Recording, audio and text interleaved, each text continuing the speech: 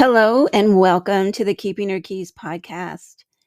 Today I'm sharing with you the second of the three-part Hail Triformis, the Triple Goddess series that I did along with all 7 of the key bearers and torch bearers in Covina.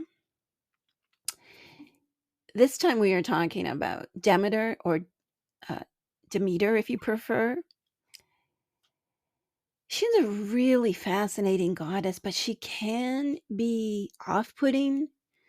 She's not incredibly popular these days, and we wanted to do our work to honor her, lift her back up, and maybe introduce you to her for the very first time.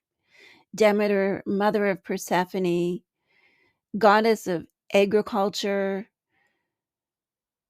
really one of the most important goddesses in parts of the ancient Mediterranean. She's all about getting it together, whether it's planting crops, harvesting what we've sown, our own journey towards personal empowerment, and a bit of a single mother icon, in my opinion. So join us for this exploration of getting it together with Demeter.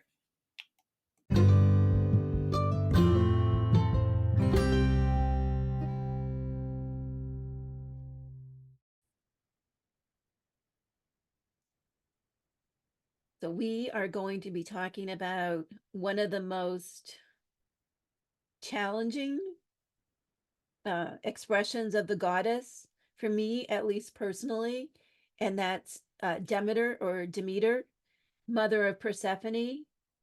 Very important, of course, in mythology and also in the ancient religion in and around Athens, known as the Eleusinian Mysteries. She was a very, very important goddess in ancient Greece and later in ancient Rome. We all know about Persephone, right? We all know about Persephone, but a lot of us don't know about Demeter.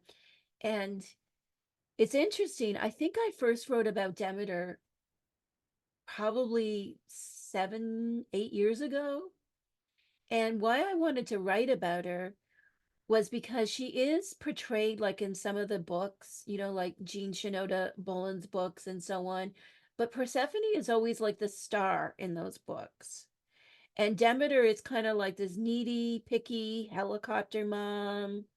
Um, and that just, to the ancient Greeks, she was much more complicated than that. Like the Homeric hymn to Demeter is dedicated to her, but it's really Persephone's story. Even though some Demeter gets up to some interesting antics throughout that story that we'll be talking about. So we're going to be talking about Demeter. She is, for me, above all, in my understanding and my experience of like how I connect to her, she's very much about getting it together, having things in order, civilization, ruling over the home, but in a certain way that it is, as the principal player in the family. Um, she's also connected to me about, although she's associated with the mother, even though she was technically like Zeus was Persephone's father, and she may, in some myths, she had some things that happened with Poseidon. But Demeter was an independent operator. Like she wasn't like with Hera, for example. She really was almost like a single mother to Persephone. Maybe that's part of why I became really fascinated by her mythology. So we're going to be diving into Demeter, we're getting it together with Demeter. Melanie is going to do our invocation, so I'll put that up for you, Melanie.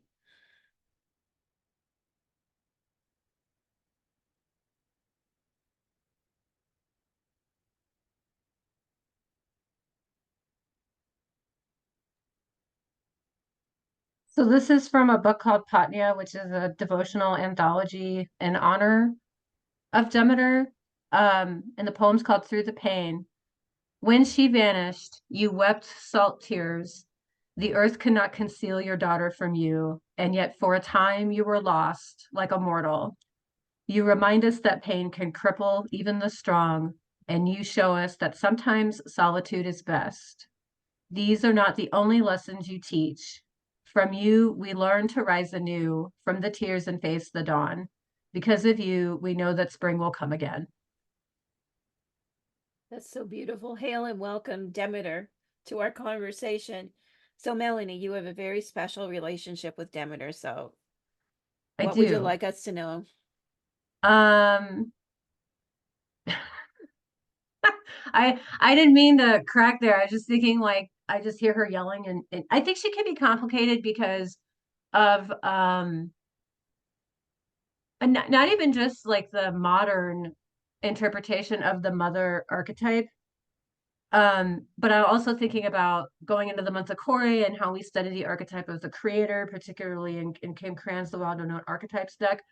The creator archetype, I think, is also fitting for Corey because in Kim Kranz's book, she talks about how like the creator births and nourishes, but also confines, and the creator is creating, but also destroying. And like that is a lot of what parentage can involve. Like Mhm. you're nurturing this life by like confining it in a sense, and then slowly you let those walls down. Like it's really complicated and it's hard to put into words. And I guess the thing with Demeter specifically that I would share is that she can come on very strong. I always think of I know it wasn't Demeter in the Clash of the Titans, but when the woman's head, the statue falls, and like her temple is crumbling because they're worshiping the younger person. It's like that's how I imagine a lot of people see Demeter, as like she's gonna come and just scream at you if you're not bowing to her, but that's really not how she is at all. Usually, if she's yelling, it's because she's trying to get your attention. She just yells a little bit. Her scream is a little different than the other goddesses. It can make you. I have felt like it is kind of like a mom, like that parent yelling at you, where it can make you feel like a little more inferior than say like it's like a friend yelling at you. Right. So Or an auntie yelling at you. yeah, yeah, it's but yeah, like the kind of companionship. Like for me, she is almost a representation of divine law. Like there is a beginning, there is a middle, and there is an end. But that divine law, like divine law will always happen. The cycle will always occur.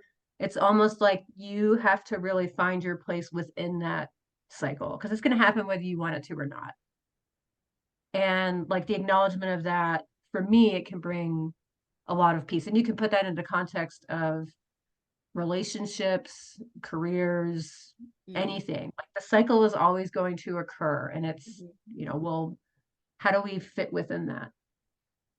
Right. And of course, in the Homeric hymn to Demeter, like it's a story, it's a parable about the natural cycles of growth and decay, Mm-hmm. with Persephone representing, as the core, as the sprout, as the growing vitality of the natural world, having to go underground, Mm-hmm. and the sadness that those left above ground feel when there isn't like plenty in the natural world. That it is terrifying and perhaps even enraging, like when there aren't when crops fail, or like when you don't have like, I mean, for us, we're so far removed from this mentality, right? But if things weren't growing, then they weren't eating, Yeah. right?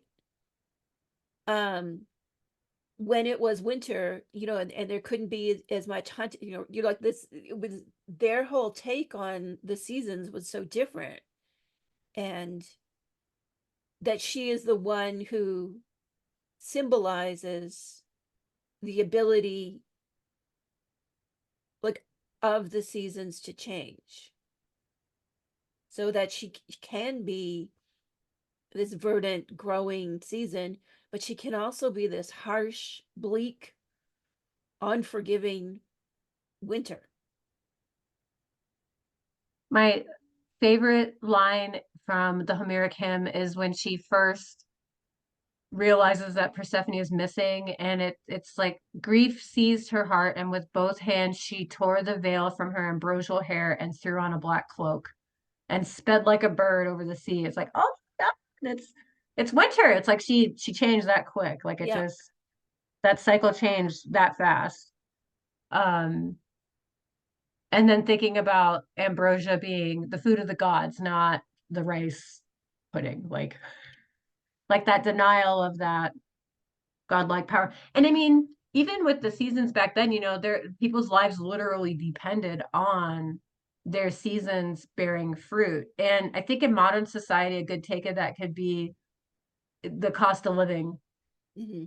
In the country where I live and where most of us live specifically, like the cost, lots of people are struggling with that because it's, you know, people being outpriced, like trying to apply that myth into modern context is also really interesting as well. But But you're right. It's like shrinkflation and yeah. inflation and everything that we're dealing with.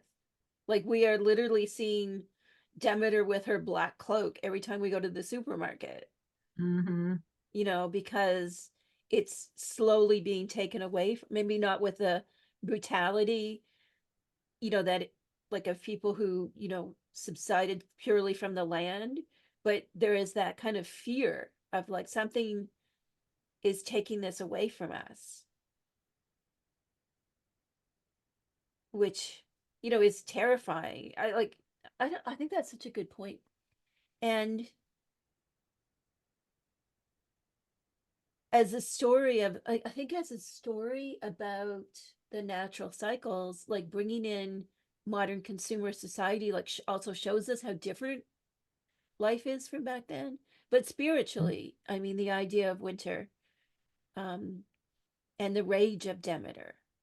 Like I like that she put on her black coat. Like I have at times left the house, like I have put on my black coat and sped forth with alacrity, out of pure fury. I don't know. Have you ever Oh done yeah. that? Have you ever done that? Like something happens, especially if something happens to my sons, like when they were in school, like, I would just like race My, to that my school to fix what was, you know what I mean? Whatever, fix what was wrong. yeah.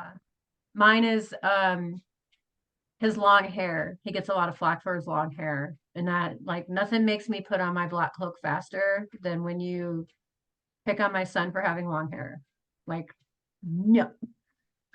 But you wrote a line. I was trying to find the article, and it must be in the archives, but in the period where I had, like, Demeter was really first, I was really first connecting with her. One of the lessons that you had written about her, you wrote a line about how she is the representation of the rage at the cost of having a civilized society. And like thinking about that is something that will stick with me forever. And there's just so much truth to that. And then I think back to the Homeric hymn, and I think about the fact that it wasn't until her own mother came to her and was like, "Hey, can we talk about this? Like, people are dying, they're starving. Like, can we talk about this?" It took her own mother to, and then the arrangement that was made with Persephone, and her seeing Persephone. So it's like, what was it about Persephone coming back to her that turned things around and then restarted that cycle where she started bringing life back to the land and she shared her mysteries. Like I've thought a lot about that event, and like what are things in my own life that have happened where it's like I've had that core, that reunion Mhm. moment with, with my own core aspects that I've just like unearthed this new cycle. So she's just complicated. I think She she gets a lot of crap and a lot of flattening, and sometimes she deserves it, and other times it's like, okay, but there's something more here. Let's figure out what it is.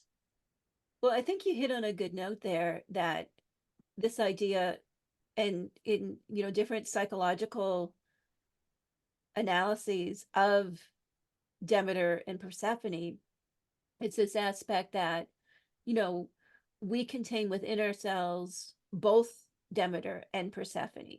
Like that story is about the seasons, but it's also a story about, this kind of rectifying the periods of growth in our life and the aspects of us that are growth, like you said, about being the creator, but then the aspects of us that perhaps are more mature and not so open to growth or change.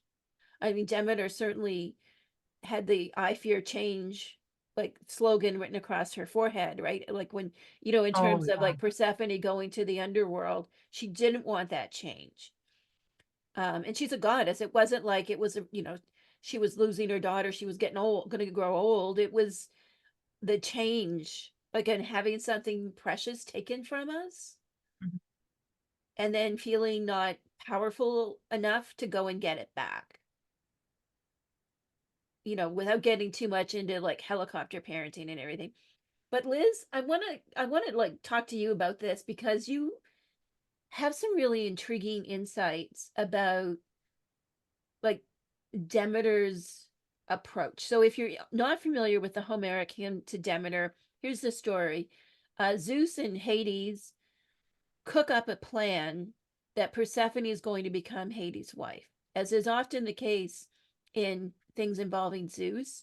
This was done without Demeter and Persephone being made aware. And there was some other trickery that went into it, but basically Persephone was set up and Hades um, attacked her. In a way we'd look at it, it's Persephone's rape. Um, and then she had to go to the underworld to be his bride. So Zeus was also her dad, and Hades was her dad's brother. But this was pretty normal in Greek mythology that the gods were all related to each other, and that didn't it wasn't incest like what most people would think of incest then and now. So after this happens, Hecate comes and Hecate comforts Persephone, but Persephone still has to go. And then Demeter puts on that black cloak and off she goes. She won't let the seasons change. Humanity's going to starve. She disguises herself and takes care of a baby, but that doesn't go so well because she is a goddess and not a nanny. Um, but then it gets to this point, and this is where I want to bring you in, Liz, where she is bereft because Persephone is in the underworld. But there is one thing that Demeter doesn't do, which is Anything. She doesn't anything. do anything. Well, she does things, but they're But not. she doesn't make forward motion to resolving her problem. Her problem is her child has been abducted. And she doesn't try to go get her. She doesn't like do anything. Yeah, I mean, like to me I have to situate it in like the understanding of womanhood at the time, right? Like I think Leia may have said that when we were talking about that earlier. Um, like they wouldn't have even necessarily thought it would be possible for her to go resolve this herself. But I just like it's such a blazing sign of like learned helplessness, which I have a very strong problem with just in general. Um, of just like, oh, I'm just gonna sit here and wallow and mope and make every single person around me, or in this case, on the entire planet, completely miserable because of this situation that I'm not actually doing anything to resolve.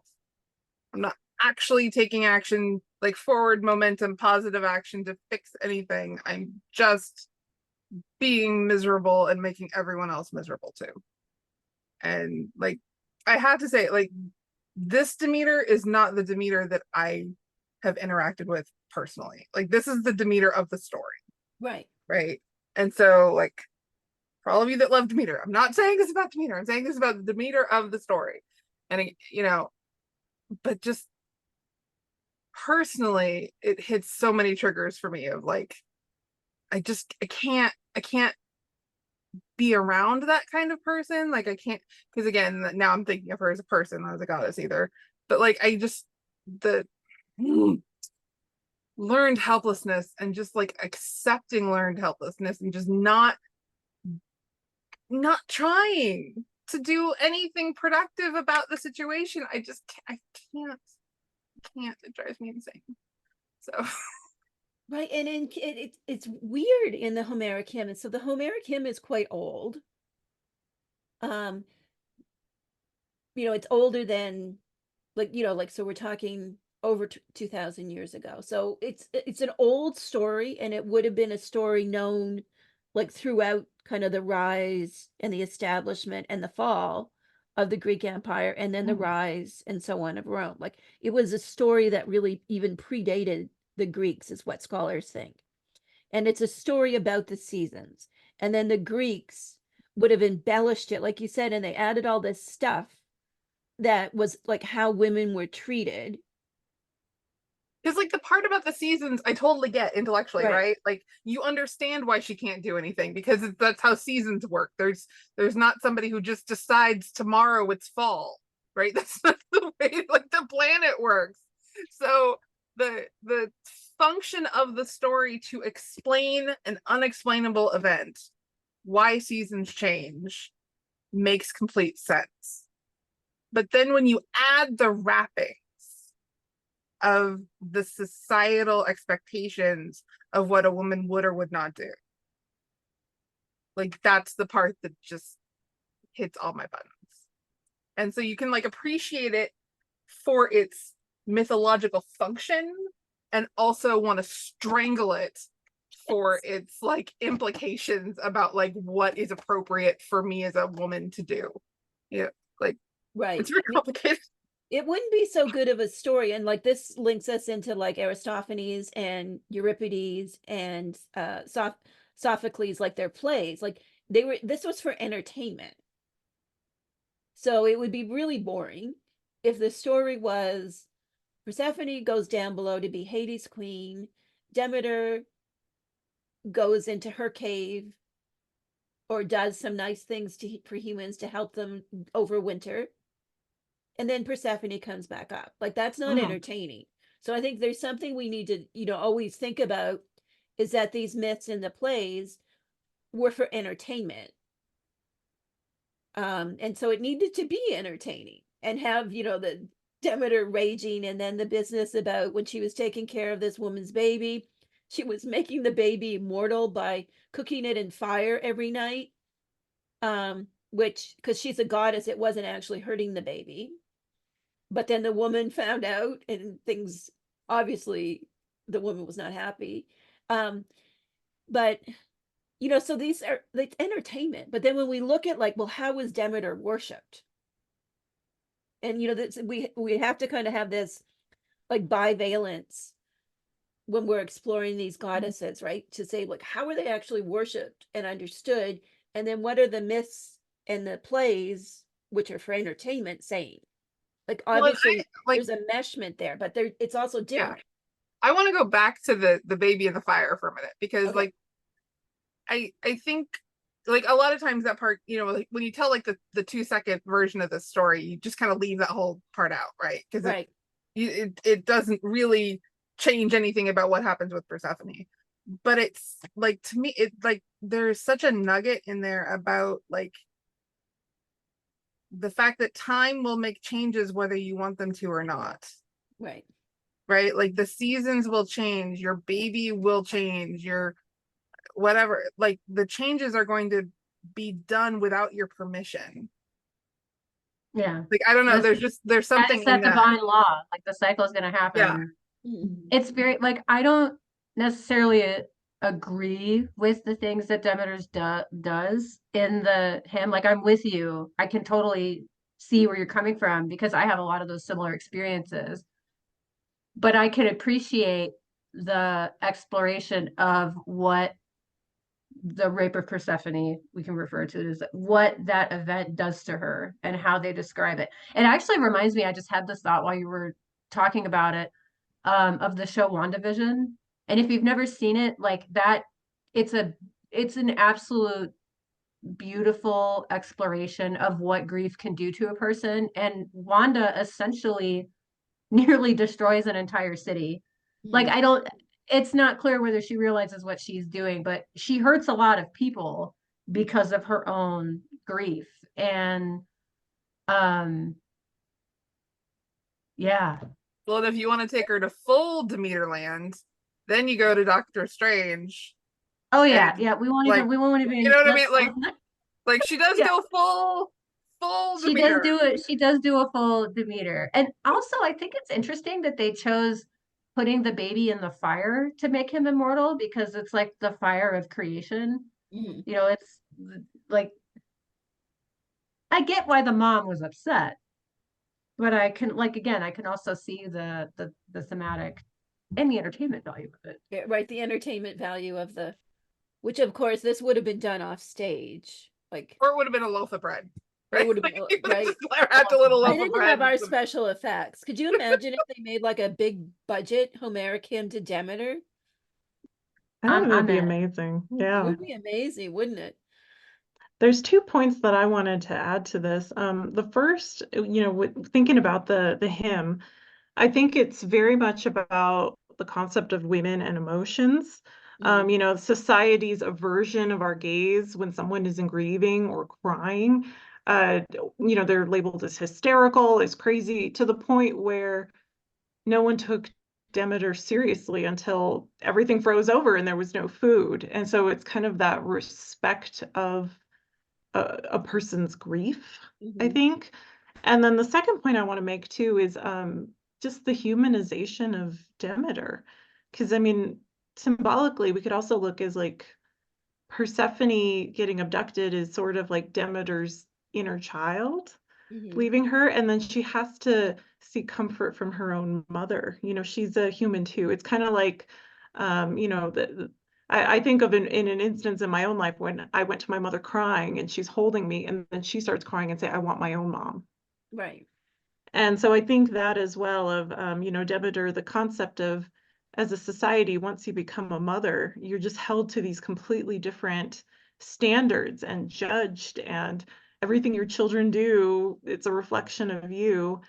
Whereas, the spouses, if they are male, happen to not have the same level of judgment or accountability. And so I wonder too if it's also kind of, humanizing the mother. It's really interesting. So we've talked about the Homeric hymn. There are, of course, other myths um, with featuring Demeter. Sometimes she's associated with Poseidon. We haven't talked much about her religious cult and the different rituals and so on. So maybe we can just circle around those for a few minutes. So the most famous one, of course, we're at Eleusis, which was a town outside of Athens. There was one of the rituals was held in Athens, the smaller version, and then in spring, the bigger version, when Persephone emerged symbolically, was held. These were very, very popular. And unlike most of the rituals and the big religious festivals, these were accessible to anybody. So women could go to them, men went to them. You didn't have to be rich. I want to say you didn't even have to be a citizen of Athens to go. Um, so there was a lot of kind of structure about who could go to temples and do things in temples, particularly around women too. But when it came to the Eleusinian mysteries, it was a free for all. Anybody could go. Um, and I think that speaks to like that Demeter is different than, let's say, in this case, like Artemis, for example, with all of her beautiful temples. Um, that there was something so linked to the natural world and the changing of seasons that it made Demeter and Persephone so important, and that to experience their mysteries, that was how you gained insight into the true nature of the universe. There's even that relatively new book that I don't care for much. I think it's called The Immortality Code, that talks about, is that what I think that's what that book is called. um that they are connected to natural life, but also the connection to natural life will give you access to something that is more mystical than what you would find in a regular temple in some ways. It's really interesting. The other kind of unique religious festival to Demeter I want to mention is Thesmophoria. So we've talked a lot about Demeter in the Homeric hymn to Demeter as being, she's an example of how women were treated, how wives would have been treated. She was expected just to go home and take it on the chin when her daughter was married off. That it was the husband, father's decision who the daughter married, and the wife should have just got on with life. Add something to that? Pardon me? I said, can I add something to that? Yeah, you sure can. So I agree with that, because like I like to try to think about like the myths, in terms of like, who are they being told for, and it being kind of a code for like, this is how you're supposed to act, when your husband and things make an arranged marriage for your 14-year-old daughter. But something else that I was thinking about today with the Demeter myth is that I think it's very, very important who takes Persephone, and it's death. So like I think there's also like an aspect of it too, of like, this is how you act like when your child dies. Yes. Like, which I think throws her not doing anything, Liz, maybe into a different context of like, because like, what can you do if you lose your child? Like you can't go to the underworld and get them. You can't do anything to bring them back. You can just grieve and throw a fit. But Excuse me. That's such a good point, Alyssa. Because Persephone was in the underworld. And Demeter, I don't think in any of the mythologies, I know she's called chthonic, but that doesn't mean she goes into the underworld. It's because like she is of the earth. of the earth. Mhm. Not There of aren't the a lot of moon. deities who go underworld and come back. I think it's just Hermes, Persephone, and Hecate, isn't it? Yeah. The ones who are like the liminal ones, the ones that can walk in all the worlds, right? Like, but I want to talk about Thesmophoria because this is where Demeter really, like, everything gets upturned about gender roles and expectations. So Thesmophoria was an ancient festival. Basically, if you've heard of Saturnalia, kind of like that, but older than Saturnalia. And in this, Demeter was venerated, but it was a time when women took control for a certain number of days. So they, like all of the official government seats, it was as though women were running the show, but it was only for a few days. So this is interesting. I've always found this interesting that this was specifically to Demeter, because we might think, like in our understanding of Artemis today, like wouldn't that be something more like Artemis would do? But Artemis was a well-established and the most popular temple goddess, right, by this time. And there's something about Demeter's earthiness that's like, no, Demeter is about civilization and agriculture and the natural cycles. And because of that, she also should be venerated when everything goes topsy-turvy. I've always found that interesting. Does anybody have any thoughts on that?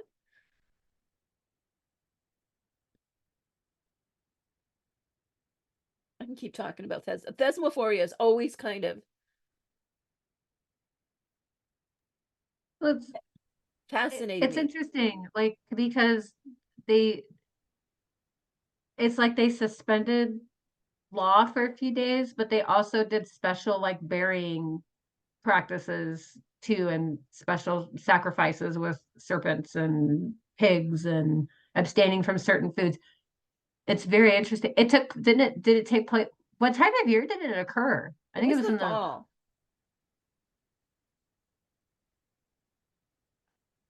interesting. I forget Okay. which month, but it was in autumn that it occurred. I think it's roughly usually around like in between the Libra new moon and the Scorpio new moon, if I remember correctly.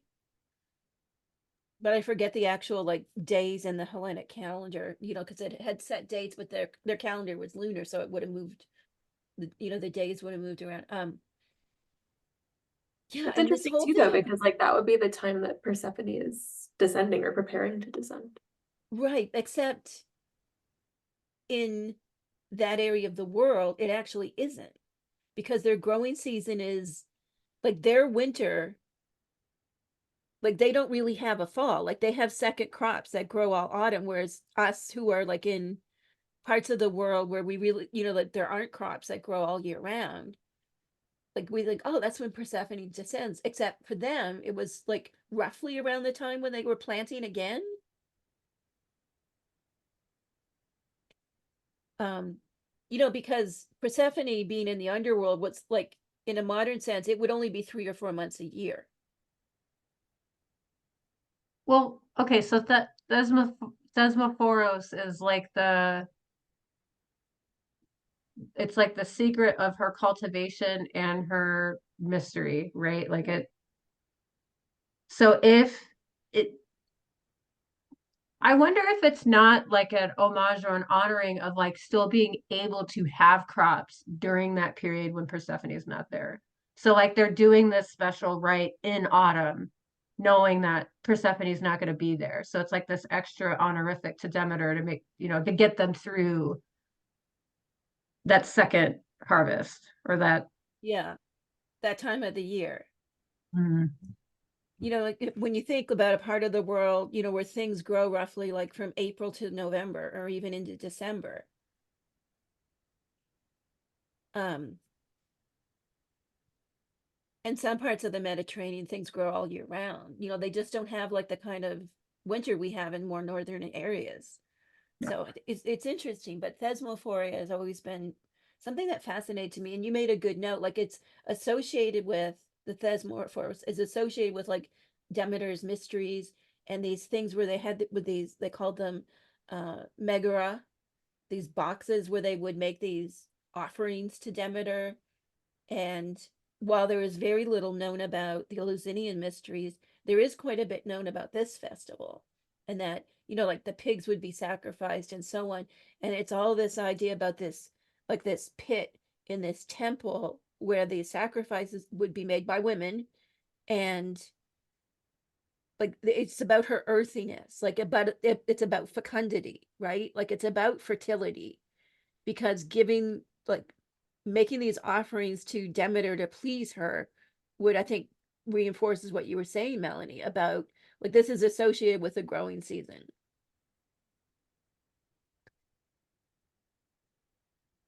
We haven't talked about the wheat and the chaff, or the threshing room floor, or bindweed. So maybe we can finish up. There's so much to talk about in terms of Demeter. But Demeter is very associated with wheat. One note I want to make, in some of the translations, you'll see you're called the corn goddess, but that's not like corn how we think of it in North America, the yellow stuff that grows on cobs. It's corn is a word for like a synonym of what we would call grain. So if you see her as the corn goddess, they did not have corn. In other parts of the world outside of North America, what we call corn is called maize or other names. And corn refers to grain. So that's something that I know can trip people up, because like, did they have corn in ancient Greece? It's like, no, they didn't. They didn't have pumpkins either, friends. So all of these associations with like wheat and harvest and growth, but also like, like there's a lot of work, Melanie, that goes into taking wheat from being in the field to the loaf of bread on your table. And that's, to me, that's Demeter. Like she's Yeah. right, that's Demeter. She's like the energy to grow the stuff in the first place, and the vitality it takes to go through that whole process of cutting the wheat from the chaff. And I think that could be a really hard idea in our modern world. I was listening to something on the podcast the other day about, why do children always only get good grades these days? Like, why is it that we live in an excessive world where everything is great and fabulous? Like, where is the cutting of the chaff, that which is unusable or unsuitable, from the wheat, which will be milled and made into flour, then made into bread, and to sustain us all? I think that's, I don't Well, know, it's something I think about a lot. It's like there is a need to cut the wheat from the chaff. And I think Demeter is very, very her spirit can really help us with that. I don't know, Melanie, you got any notes on that one? That I actually have, I have a talisman that it is a scythe with a cutting of wheat, and that's in one of, I want to say that's in the Orphic Hymn. Is there's a line, it's like, bearing light, you delight in the skies of summer. It's like you delight in the cutting. And just thinking about it in the context of where I live, like I live in North Dakota, and so farming is, it is the thing here. And even with the chaff, they usually will try to find some use for it. And Right. there's a lot of work that goes into that. Like you'll drive on the highway, which is hilarious if you live in think of our highway versus an urban highway. And there's just rolls and rolls of hay that they've repurposed, and it's drying in the sun. And there is a lot of work and cultivation that goes into that. But it's important that that's separated from the good stuff. You know, it's that like divine separation. There was something else I was going to say, about bindweed. And it's interesting about bindweed because it is symbolic of one of Demeter's few. I don't know all of her myths, but there is only one that I know of where she like willingly lies with someone. And it's a mortal hero, and they get zapped into bindweed. And it's just interesting, like he ends up becoming bound to the earth forever because she was in love with him, and you know, Zeus was being Zeus, Zeus doing was Zeus being thing. Zeus, right? The And it's consequences. interesting actually too, because if you've never seen bindweed, it looks very similar to a morning glory, which also looks very similar to a moonflower. So yeah, there's a lot you could pick apart with that. There's a lot to Demeter. She did get to have a lover once and be kind of happy, but then Zeus intervened. Very specifically in a tilled field also. Yes, in a tilled field.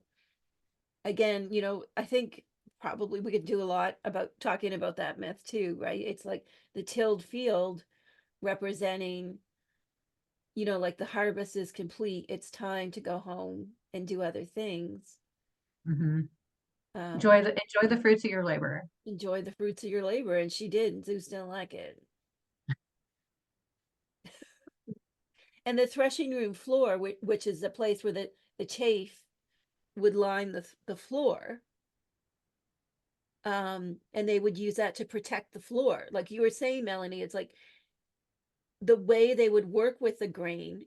A lot of times in the ancient Mediterranean, it would have been like barley, for example, and other crops. But thinking from our modern sense about wheat, which is so common in our mindset now, that it's like, well, then the other part, the chaff, would become what kept the floor warm and dry, Mm-hmm. and that this is all associated with Demeter. And Alyssa said something really interesting earlier. So this is called the threshing floor, and then Hecate is of course associated with the threshold. So talk to us about that, because I think this gets to the difference between Demeter and Hecate in an important way. Yeah, so you were talking about how they would keep the thresh on the floor to keep it warm and dry. Well, when the wind blows through your house, it would blow all the thresh to one side of the house. So they would put these blocks in the door, which was the threshold. And that's like why we called doorways thresholds now. Like that's where the etymology of that comes from. So you can see, like, if Demeter is the spirit that gives us the thresh, Hecate is the spirit who helps us keep it contained and working in our favor. It keeps it from blowing away. And I think there's a lot to kind of dive into in terms of that, because I know it's interesting to kind of piece together how these goddesses are how they are different and how they are interconnected. But if you think of like the threshing floor and then the threshold, I think it gets a little bit at perhaps some of the differences in how the ancients would have understood Demeter and Persephone. This has been really interesting, and we could go on about Demeter for quite some time. There's a lot about, we didn't get into Demeter and Dionysus at all, which is interesting. The grain and the wine, the bread might, keep you alive, but the wine makes it worth living. So thanks so much, and I hope we've inspired you to connect with Demeter and see her as this really interesting goddess that is much, much more than the grieving mother.